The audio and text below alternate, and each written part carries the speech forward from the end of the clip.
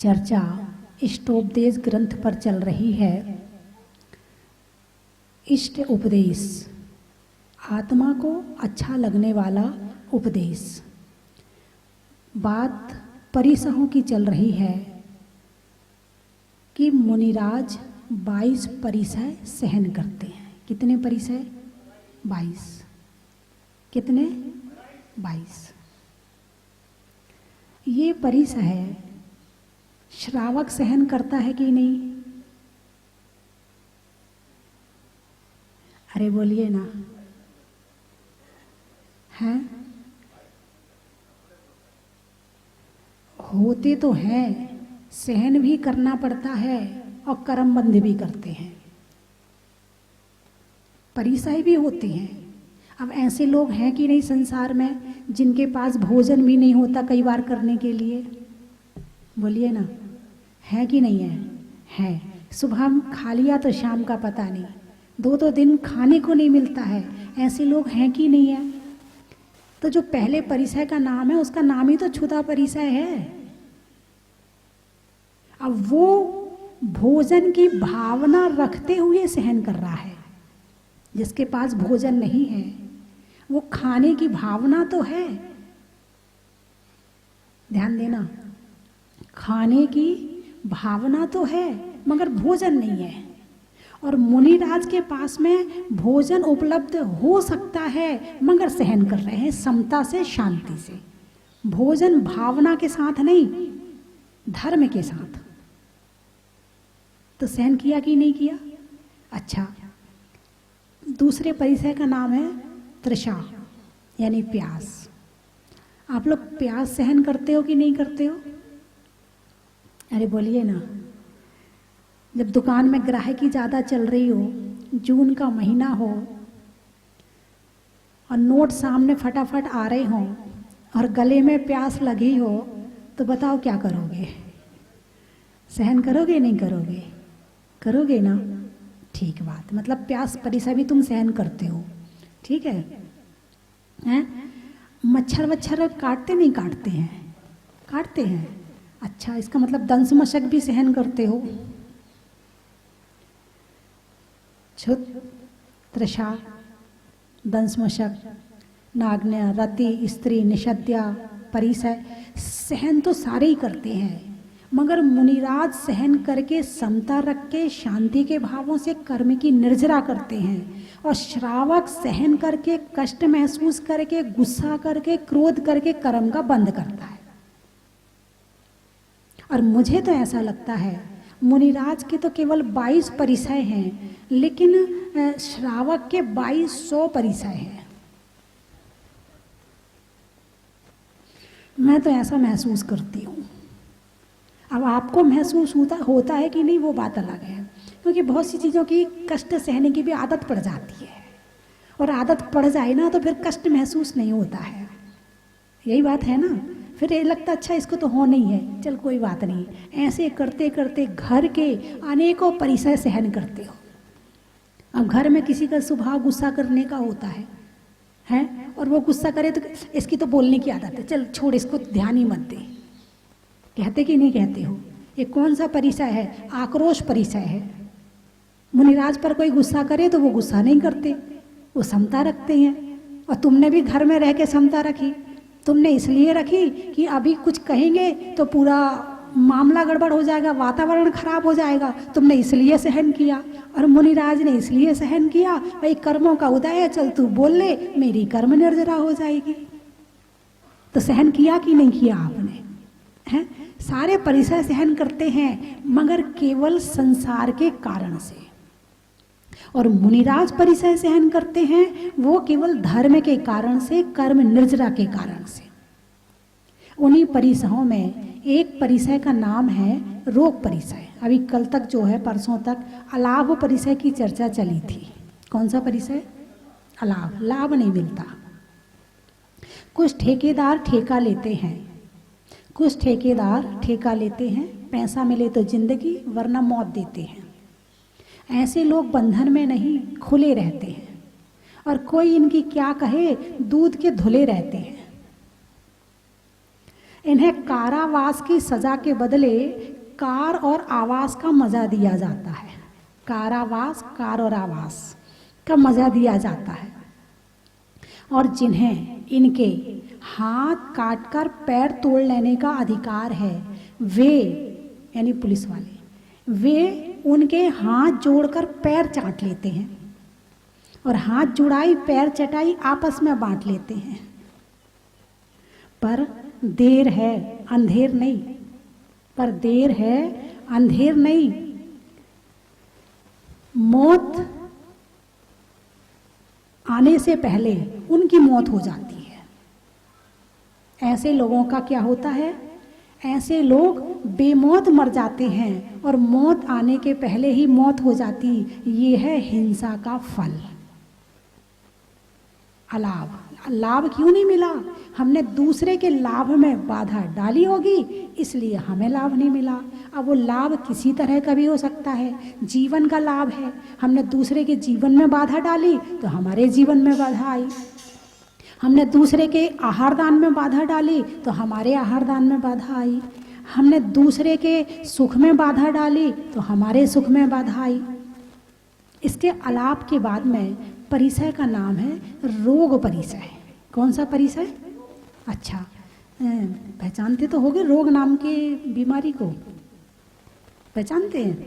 अच्छा, तो आपके पास है तो नहीं? इतनी दवाइयां हैं, फिर बीमारी कैसे हो सकती है? अच्छा, दवाई खाते खाते भी बीमारी आ जाती है? अच्छा, दवाई से बीमारी आ जाती है? ओहो हो, मतलब एक गोली खाओ तो एक बीमारी ठीक होती है, दूसरी बीमारी गिफ्ट मिल जाती है। क्या बात है! मतलब फिर दूसरी बीमारी की दवाई खाओ तो तीसरी बीमारी, फिर तीसरी की खाओ तो चौथी बीमारी। यानी हम दवाई बीमारी की खाते हैं या बीमार करने के लिए खाते हैं, यही नहीं पता कि हो क्या रहा है। यही हो रहा है ना। परिसय का नाम है रोग परिसय। कौन सा परिसय? रोग परिसय। मुनिराज को रोग होते हैं। किस किस को होते हैं रोग संसार में? चारों गति के जीवों को रोग होते हैं। होते कि नहीं होते? रोग किसी को भी हो सकता है। रोग क्यों होता है, पहले तो कारण बताओ। एक व्यक्ति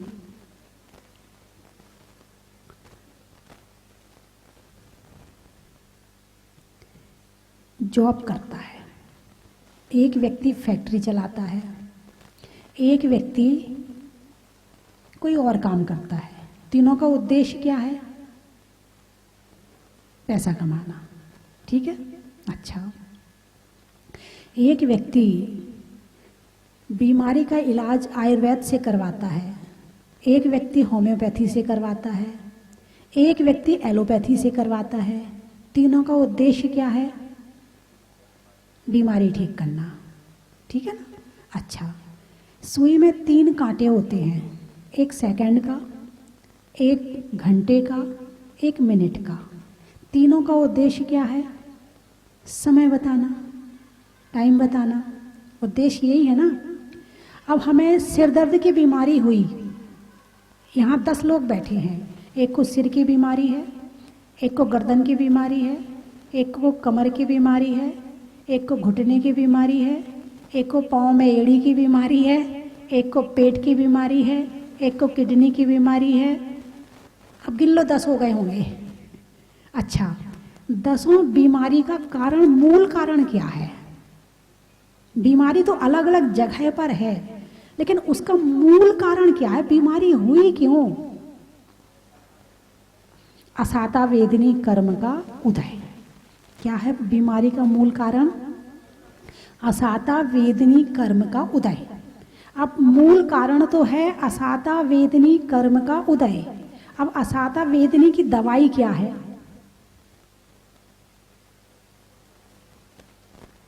चलो उसकी भी चर्चा करेंगे। यदि बीमारी का नाम आया है तो साता वेदनी के विषय में भी चर्चा करेंगे। तो मूल कारण है कर्म। क्या है? कर्म। बीमारी आई है शरीर में और कष्ट हो रहा है आत्मा को। बीमारी किस में आई है? अब जैसे किसी किसी को कैंसर की बीमारी हो जाती है और उस कैंसर की बीमारी के कारण से उसकी मृत्यु हो जाती है।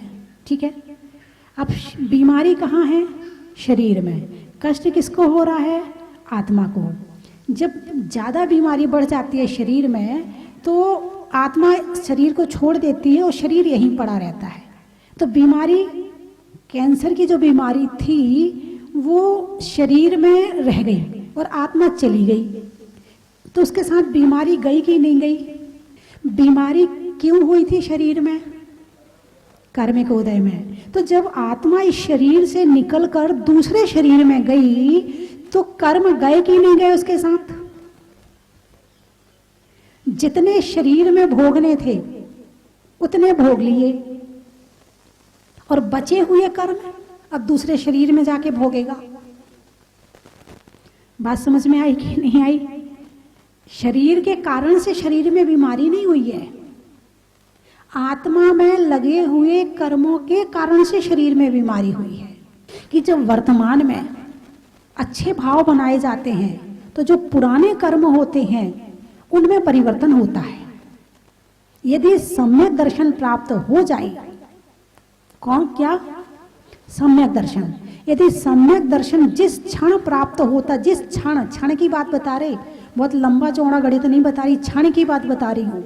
जिस क्षण सम्यक दर्शन प्राप्त होता है, जिस क्षण करण लब्धि होती है, उस क्षण 70 कोड़ा कोड़ी सागर का मोहिनी कर्म भी अंतः कोड़ा कोड़ी सागर रह जाता है।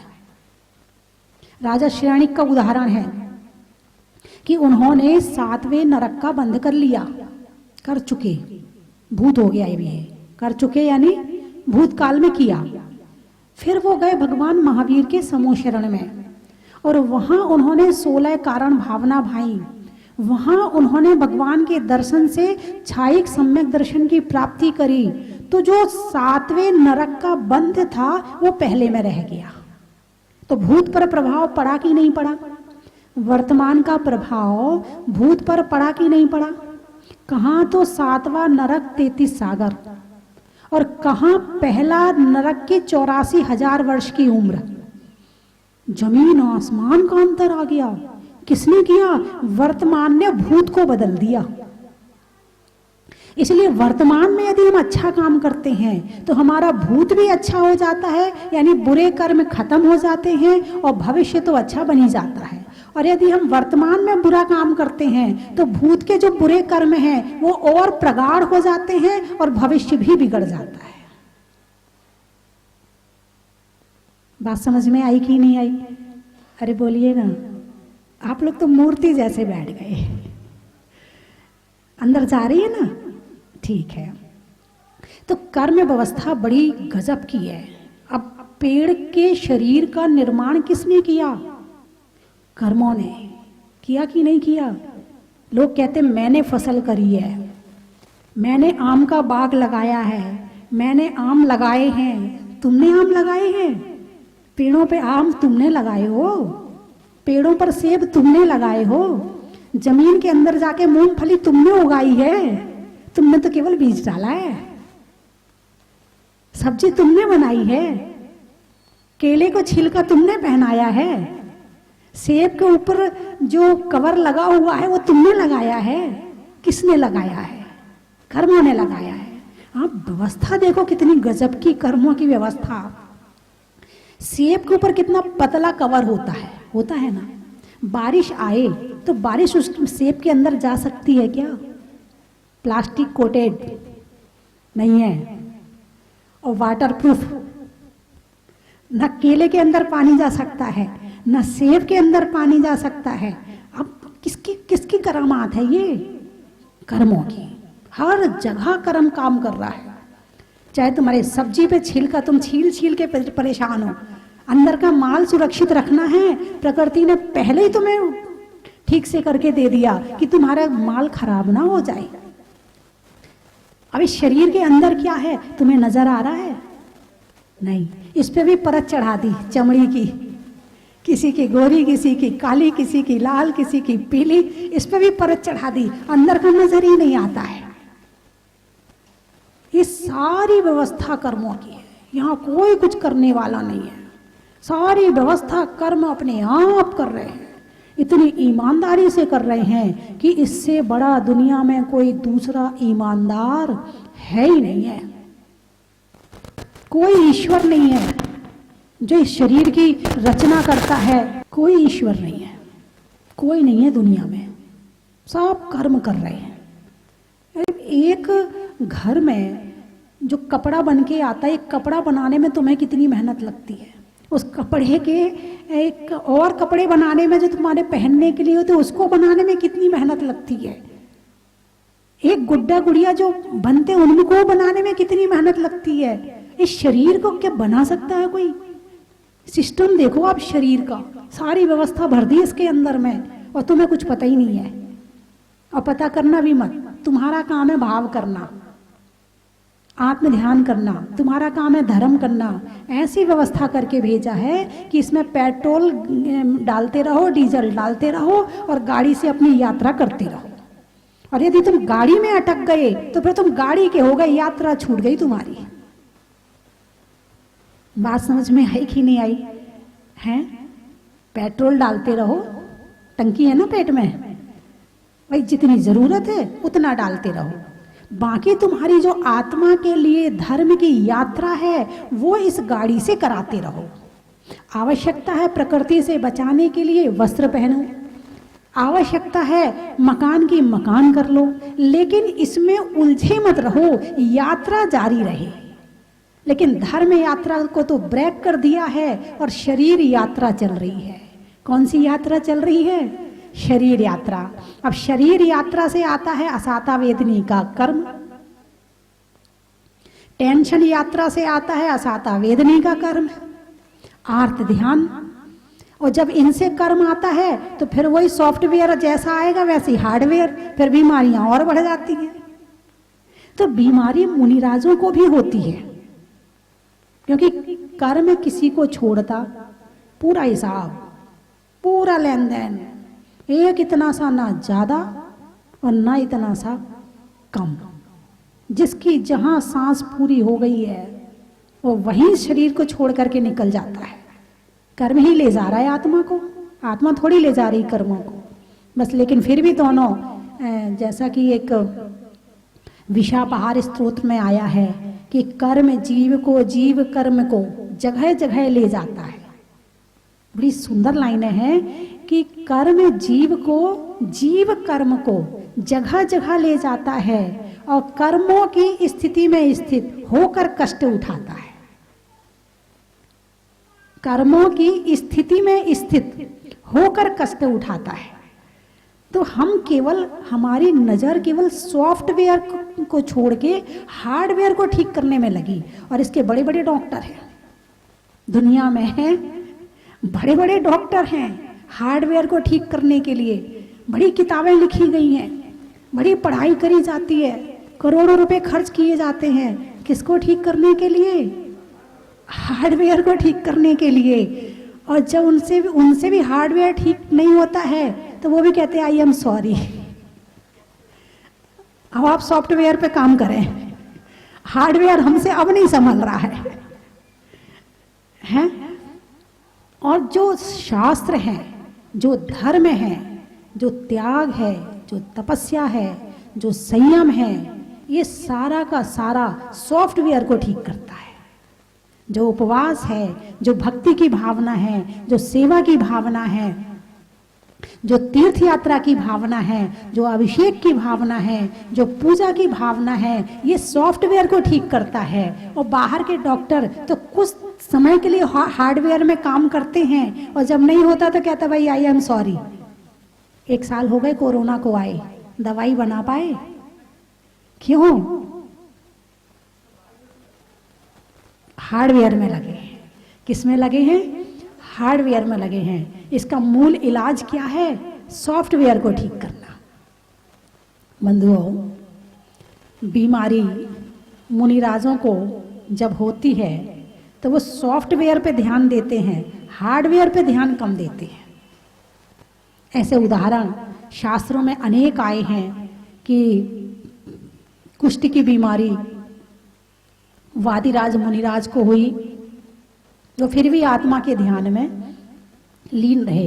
अभी मैंने 2-3 दिन पहले ही बताई थी, ये चर्चा आई थी जब, और उन्होंने जब देवता उनकी परीक्षा करने आए कि हमसे दवाई ले लो, तुम्हारी बीमारी का इलाज हमारे पास है, उन्होंने कहा मुझे दूसरी बीमारी और है। बोले कौन सी? बोले जन्म जरा मृत्यु की बीमारी है। ये बीमारी तो कोई बड़ी बीमारी नहीं। बोले क्यों, क्या बात है? इस बीमारी में आपको कष्ट नहीं हो रहा, पीड़ा नहीं हो रही? बोले शरीर को हो रही है, मुझे नहीं हो रही, मैं तो अपने ध्यान में लीन हूँ। बोले तो इस बीमारी को ठीक करो ना। बोले ठीक तो मैं ही कर सकता हूँ, आपकी क्या ज़रूरत है?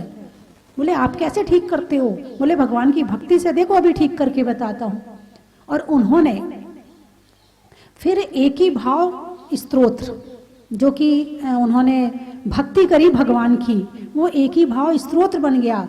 और उसमें जब भगवान से कहा कि भगवान, जब आपके आने के पहले ये धरती सोने की हो जाती है, तो आपके नाम से ये शरीर सोने का हो जाए तो कौन सी बड़ी बात है? और ऐसा कहकर उन्होंने अपने शरीर पर हाथ फेरा, पूरा कुष्ठ रोग ठीक हो गया। ठीक खुद कर सकते थे, लेकिन पीड़ा के समय में ध्यान में कर्मों की निर्जरा ज्यादा होती है, इसलिए उन्होंने अपनी बीमारी खुद ठीक नहीं करी, सहन करते हुए वो आत्मा का ध्यान करते रहे। श्रीपाल को कुष्ठ रोग हुआ था, मैना ने कैसे ठीक किया था? श्रीचक्र विधान से, कि किसी वैद्य जी के पास गई थी? श्रीचक्र विधान से किया था। अच्छा, इसका मतलब मैना जो थी सम्यक दृष्टि थी। नहीं, मैं ये नहीं कह रही कि आप दवाई खाना छोड़ देना, नहीं तो आज से आप दवाई खाना छोड़ दो कि माता जी ने कहा है कि वही सॉफ्टवेयर से ठीक करो, उसमें टाइम लगता है, कर्मों को परिवर्तित करने में टाइम लगता है। और दूसरी बात है, असाता वेदनी कर्म के उदय में बीमारी आती है, और आप यदि दवाई खाते हैं, साता वेदनी का उदय नहीं होगा तो दवाई लगने वाली नहीं है। कर्म जब तक पूरा नहीं जाएगा, तो साता वेदनी के उदय में दवाई ठीक करती है, और असाता वेदनी कर्म के उदय में बीमारी आती है। तो बात बीमारी की चल रही है, आत्मा में रोग हैं, इसलिए शरीर में रोग है। आत्मा स्वस्थ हो जाए तो शरीर ही नहीं रहेगा, कर्म नहीं रहेंगे तो शरीर की जरूरत नहीं पड़ेगी। जरूरत क्या है भाई? 2 द्रव्य हैं, जैसे घी में, दूध में घी है कि नहीं है? है ना। तिल में तेल है। पत्थर में सोना है। अब दोनों दूध में से घी अलग रहकर रह सकता है कि नहीं रह सकता है? अरे बोलिए ना, उसका अस्तित्व रहेगा कि नहीं रहेगा? घी का अस्तित्व ज्यादा रहेगा, दूध का अस्तित्व तो 24 घंटा कितना रहेगा? ज्यादा से ज्यादा 2 दिन रख लो, है। लेकिन उसका यदि घी बना दिया तो उसका अस्तित्व ज्यादा रहेगा। ऐसे ही इस शरीर में से यदि आत्मा निकल जाती है और शुद्ध होकर के निकलती है, कर्म रहित होकर के निकलती है, तो उसका अस्तित्व लंबे समय तक, अंतहीन, अनंत काल तक मोक्ष में रहेगा। और जब तक दूध में है तो दूध में जो क्रिया होनी है वो तो क्रिया होगी ना। तो इस तरह से आज चर्चा हुई कि मुनिराज रोग परिसय को सहन करते, जंगल में रहते हैं, गर्मी, सर्दी, बारिश, सब तरह के मौसम, बुखार आ जाता है, उसके बाद भी उपवास करते हैं। कई बार आहार के लिए नहीं जा पाते हैं और उपवास कर लेते हैं। तो जरूरी थोड़ी कि जंगल में कोई देखने जा रहा है श्रावक की कोई महाराज बीमार तो नहीं हो गए। तो उन्हें बड़े ध्यान के साथ और बड़े समता परिणामों के साथ में और कर्म का उदय मान करके वो सहन करते हैं। और कोई श्रावक भक्त होता है कि जब आहार में आते हैं तो वो औषध दान के रूप में करता है, औषध आहार दान के साथ में औषध दान भी करता है। पता चल जाता है कि नहीं, मुनिराज को कोई ना कोई परेशानी है और जो परेशानी है उसका वो इलाज भी करता है। ये उनका काम है, ये काम श्रावक का है कि वो इलाज करता है। लेकिन साधु अपने रोग की दवा के लिए याचना नहीं करते हैं, मांगते नहीं है, मांग करके नहीं लेते कि मुझे बीमारी हो रही है जरा दवाई लाके दे दो ना, मांगते नहीं है। ये है रोग परिसय, रोग होना अलग बात है और रोग परिसय होना अलग बात है। और आपको घर में यदि जरा सा कुछ हो जाए और डॉक्टर को दिखाने ना ले जाएं तो कितना गुस्सा आता है, हैं? सारे घर वाले बड़े स्वार्थी हैं। हाँ, काम होता तो देखो काम करवा लो बस, और जब बीमार हुए तो दिखाने तक नहीं ले जाते मुझे। गुस्सा आता नहीं आता, सहन नहीं होती है। और शरीर की बीमारी एक ऐसी बीमारी होती है कि वास्तव में कई बार सहनीय पीड़ा होती है और कई बार असहनीय पीड़ा होती है। तो बंधुओं, आज जो चर्चा हुई वो थोड़ी सी कर्मों पर हुई और थोड़ी सी बीमारी पर हुई। स्वभाव में नर्म का, जीवन में धर्म का और करने में अच्छे कर्म का, मिलने में संयोग का, दुख के वियोग का और नहीं होने में रोग का।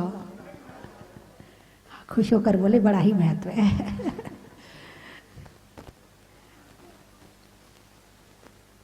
नारी में शर्म का, स्वभाव भोजन में गर्म का और जीवन में धर्म का, सुनने में ईयर का, छोड़ने में वियर का और बदलने में सॉफ्टवेयर का। कहाँ कहाँ से आए आप लोग? नलखेड़ा। भोजन में बड़ा का, गर्मी में घड़ा का और आने वालों में नलखेड़ा का। बस सारे मेड़ता सिटी। ट्रेन में टीटी का, घर में बेटी का और आने वालों में मेड़ता सिटी का। हाँ, सुसनेर वाले बैठे हैं, मैं सोच तो रही थी। जंगल में शेर का, फलों में बेर का और आने वालों में सुसनेर का। दाहोद। बच्चों के लिए माँ की गोद का, होने में बोध का और आने वालों में दाहोद का। अच्छा। अंगुली में रिंग का, अंगुली में रिंग का, जंगल में सिंह का और आने वालों में टोड़ा राय सिंह का। बांसवाड़ा। अच्छा। जनवरी में जाड़ा का, जाड़े में काढ़ा का और आने वालों में बांसवाड़ा का। गुरुओं के आशीर्वाद का, नहीं होने में विवाद का और आने वालों में अहमदाबाद का। कोटा। महिलाओं में आटा का, फूल में कांटा का और आने वालों में कोटा का।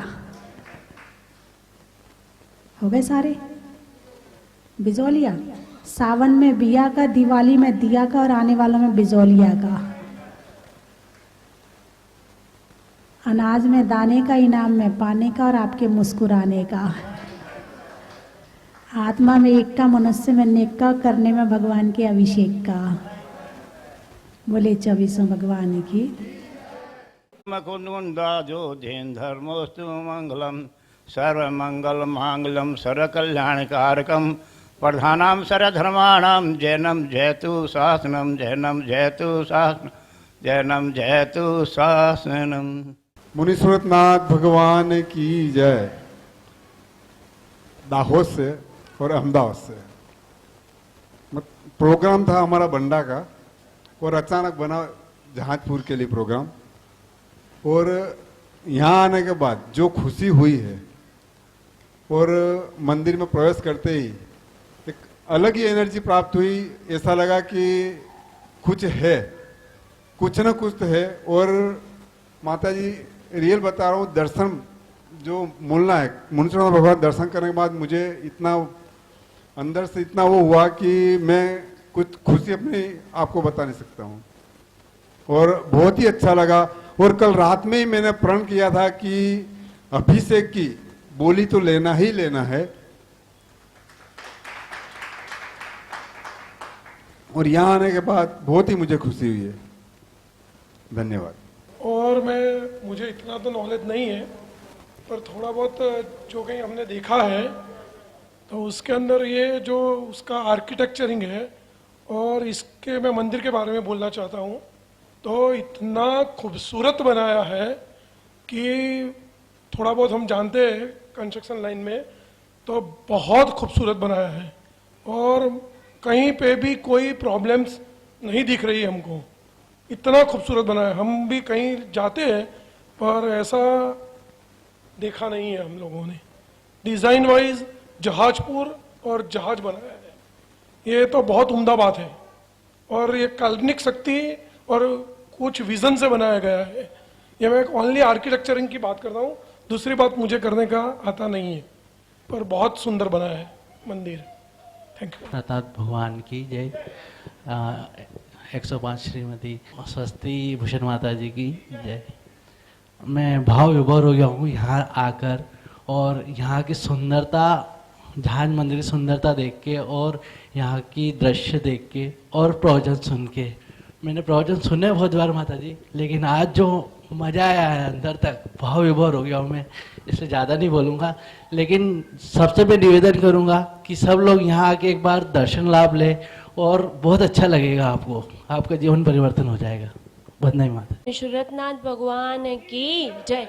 आचार्य 108 श्री सन्मति विद्याभूषण महाराज जी की जय। आरिका रत्न श्री 105 स्वस्ति भूषण माता जी की जय। मैं आज जो जहाजपुर आए, हम आगे मंदिर में भी जाके आए यात्रा करके, और यहाँ पे माता जी के पास आए और पहले तो रात को आए तो दर्शन किए, तो मंदिर देख के बाहर से ही इतना सुंदर लगा, इतना सुंदर लगा कि यहीं कहीं पे यहीं रह जाए, कि एक दो दिन यहीं पे रुक जाए और यहाँ पे भगवान के और उनकी आराधना करे। बहुत ही सुंदर मंदिर है, कंस्ट्रक्शन भी उसका बहुत ही सुंदर है। और हमको यहाँ पे अभिषेक और पूजा तो नहीं करी, पर अभी हम अर्घ चढ़ा के और चालीसा पाठ किया और बहुत ही मजा आया है। और माता जी के दर्शन भी अच्छे से मिले और प्रवचन भी मजा आई, मतलब कि कर्मों की चर्चा करी माता जी ने, बहुत ही अच्छा लगा। वंदामी माता जी। सागर जी का चतुर्मास हुआ था, उसमें परिमाण सागर जी बहुत, मतलब उनका यही कहना था कि सिद्धार्थ जी एक बार आप वहाँ जरूर जाना, और मैंने उसी टाइम पे सोचा भी था, और मैंने परिमाण सागर जी बोला भी था कि महाराज जी जहाजपुर निश्चित जाना ही जाना है। इस स्वस्ति धाम में तीसरी बार आ रहा हूँ। सबसे पहले आया था तो माता जी ने मेरे पापा के साथ में आया था, तो शुभकामना परिवार एक परिवार बनाया था, जिसमें हर महीने करीबन भक्तामर का पाठ होता था। 12 जने का एक परिवार था, जिन्होंने माता जी के आशीर्वाद से मैं उसमें 2 साल तक रहा। फिर दूसरी बार आया तो यहाँ पे कंस्ट्रक्शन का काम चल रहा था, तो हमेशा ये सोच रहा था कब ये पूरा हो और कब मैं इसके दर्शन करूं। तीसरी बार जब पंच कल्याण के टाइम पे, तो मैं कुछ हो सकता है मेरे पाप कर्म के उदय हो जो नहीं आ पाया, लेकिन कब से मन में इच्छा थी कि एक बार जब पूरा हो जाए तो पूरे माता जी के दर्शन करूं और ये पूरा स्वस्ति धाम देखूं। आज जब पूरा बनने के बाद जब आया तो वास्तव में ऐसा इच्छा ही नहीं हो रही कि यहाँ से जाएं। ऐसी प्रकृति, ऐसा कंस्ट्रक्शन, जैसे कि हमारे पहले भैयाओं ने बताया है, वास्तव में ताजमहल जैसे कई ऐसी हस्तियां जो कंस्ट्रक्शन में बनी हुई हैं, लेकिन हमारे स्वस्ति धाम इस जहाजपुर के मंदिर के आगे सारी की सारी सब फेल है। ये मैंने खुद ने अपने मन से देखा है।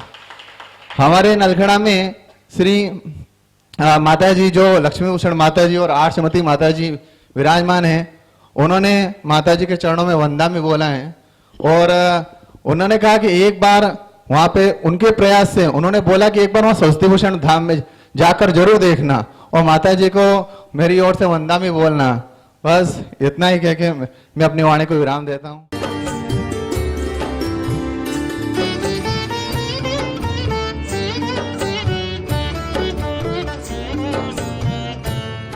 स्वस्ति धाम जहाजपुर में विराजमान भूगर्भ से प्रकटित 1008 श्री मुनीश्वरनाथ भगवान की कृपा और पूज्य गणनी आर्य का स्वस्ति भूषण माता जी का मंगलमय आशीर्वाद आप सब पर हमेशा बना रहे। आप स्वस्थ रहें और धर्म के मार्ग पर हमेशा आगे बढ़ते रहें। बंधुओं, पूज्य गुरु माँ की मंगलमय प्रेरणा से स्वस्ति धाम में 40 दिन महाअनुष्ठान चल रहा है। 8 नवंबर 2020 से 17 दिसंबर 2020 तक। उस दिन आपके नाम से शांति धारा, मुनीश्वर विधान और मुनीश्वरनाथ भगवान के समक्ष 40 बार चालीसा का पाठ होगा। अपने घर में सुख, शांति और समृद्धि के लिए, शनि ग्रह बाधा को दूर करने के लिए, रोग, शोग आदि व्याधि को दूर करने के लिए आप एक दिन के चालीसा, विधान और शांति धारा के पुण्यार्जक बन सकते हैं, जिसकी न्योछावर राशि मात्र 5100 रुपये है। बंधुओं, इस कोरोना महामारी के भीषण काल में पूज्य माता जी ने हम सबको यह अवसर प्रदान किया है कि आप अपने घर में रह करके अपने उत्तम स्वास्थ्य के लिए, रोग शोग आदि व्याधि को दूर करने के लिए इस स्वस्ति धाम जहाजपुर में विराजमान मुनीश्वरनाथ भगवान के मस्तक पर अभिषेक करवाएं, शांति धारा और चालीसा करवाएं। तो आप अपना नाम यहाँ पर दे सकते हैं। साथ ही मुनीश्वरनाथ भगवान का अभिषेक और शांति धारा दर्शन का लाभ आप सबको मिल सकता है। आप स्वस्ति धाम जहाजपुर में पधारे, यहाँ पर आवास की एवं भोजन की समुचित व्यवस्था है। धन्यवाद। चन की थाल को सजाओ रे आज, रत्नों की थाल को भर लाओ रे आज। आओ आओ करे रे गुणगान आरती भगवन की। आओ आओ करे गुणगान आरती भगवन की। आओ आओ करे रे गुणगान आरती भगवन की।